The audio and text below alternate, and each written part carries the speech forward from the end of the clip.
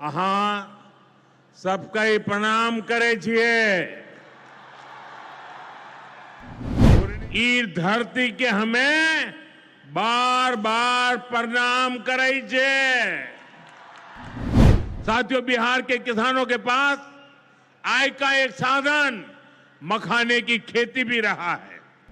और मैं दावे से कहता हूं, ये जो आजकल यहां आकर के चक्कर काटते हैं ना, उन्होंने मेरे आने से पहले मखाना का नाम भी नहीं सुना होगा। भारत माता की। राज्यपाल श्री आरिफ मोहम्मद खान जी, हमारे लोकप्रिय मुख्यमंत्री श्री नीतीश कुमार जी, यहां मंच पर बैठे अन्य महानुभाव, मेरे प्यारे भाइयों बहनों, अहाँ सबके प्रणाम करे छिए।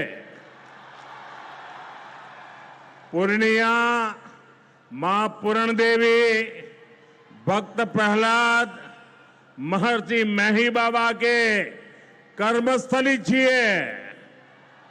ई धरती पर फणीश्वरनाथ रेणु आरो सतीनाथ भादुड़ी जैसन उपन्यासकार पैदा लेल के, ई विनोबा भावे जैसन कर्मयोगियों की कर्मस्थली छिए।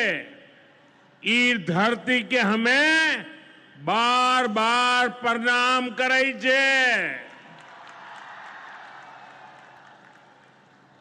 सबसे पहले मैं आप सबकी क्षमा मांगता हूं। कोलकाता में मेरे कार्यक्रम में थोड़ा समय ज्यादा गया और उसके कारण मुझे यहां पहुंचने में विलंब हुआ।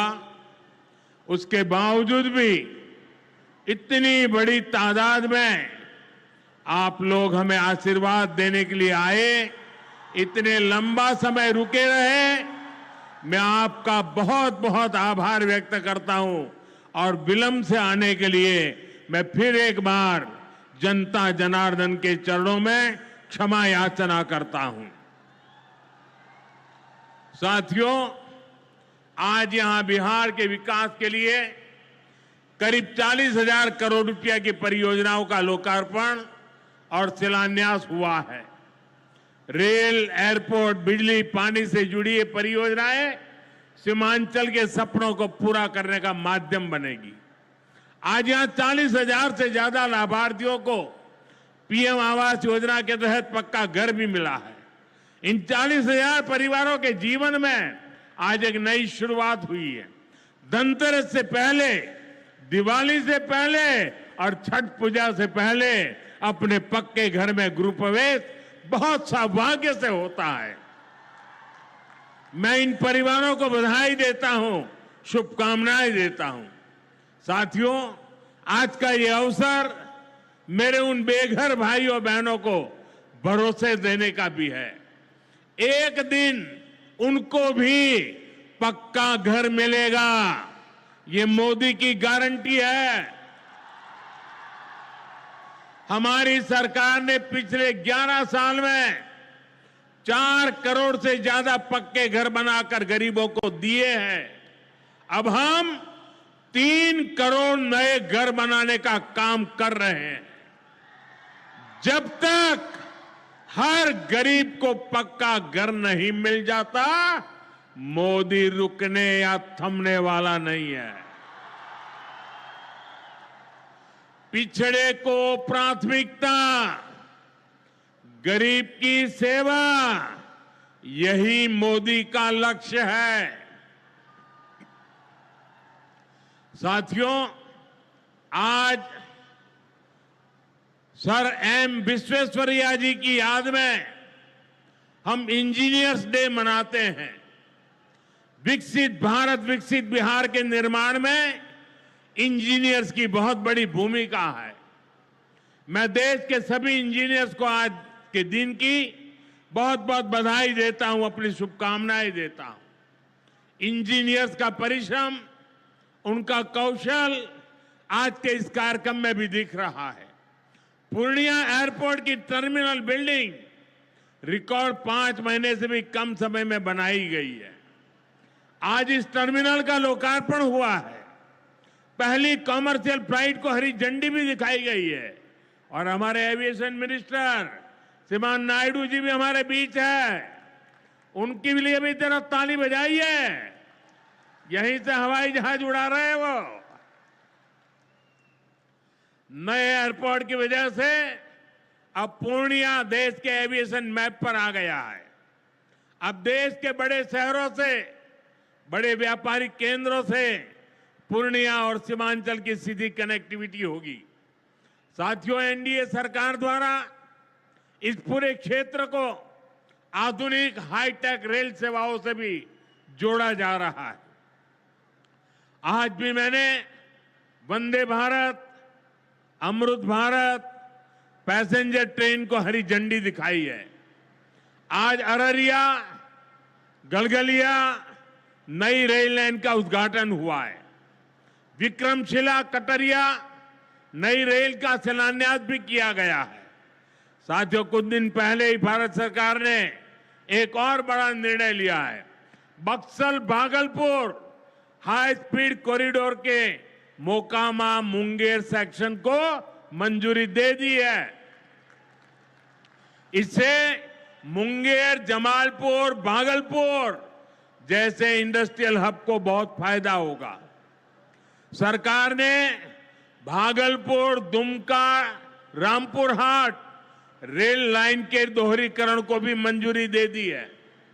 साथियों, देश के विकास के लिए बिहार का विकास जरूरी है और बिहार के विकास के लिए पूर्णिया और सीमांचल का विकास जरूरी है। आरजेडी और कांग्रेस की सरकारों के कुशासन का बहुत बड़ा नुकसान इसी क्षेत्र को उठाना पड़ा है, लेकिन अब एनडीए सरकार स्थिति बदल रही है। अब ये क्षेत्र विकास के फोकस में है। साथियों, बिजली के क्षेत्र में भी बिहार को आत्मनिर्भर बनाने का काम चल रहा है। यहां भागलपुर की पीरपैंती में 2400 मेगावाट के थर्मल पावर प्रोजेक्ट का शिलान्यास किया गया है। साथियों, बिहार की डबल इंजन की सरकार यहां के किसानों और पशुपालकों की आय बढ़ाने के लिए प्रतिबद्ध है। आज Kosi Mechi intra state river link project के पहले फेज का शिलान्यास भी हुआ है। इसे ईस्टर्न कोसी मेन कैनाल का विस्तार होगा। इसे लाखों हेक्टेयर भूमि की सिंचाई में सुविधा होगी और बाढ़ की चुनौती से निपटने में भी आसानी होगी। साथियों, बिहार के किसानों के पास आय का एक साधन मखाने की खेती भी रहा है, लेकिन पिछली सरकारों ने मखाने की भी उपेक्षा की और मखाना किसानों की भी उपेक्षा की।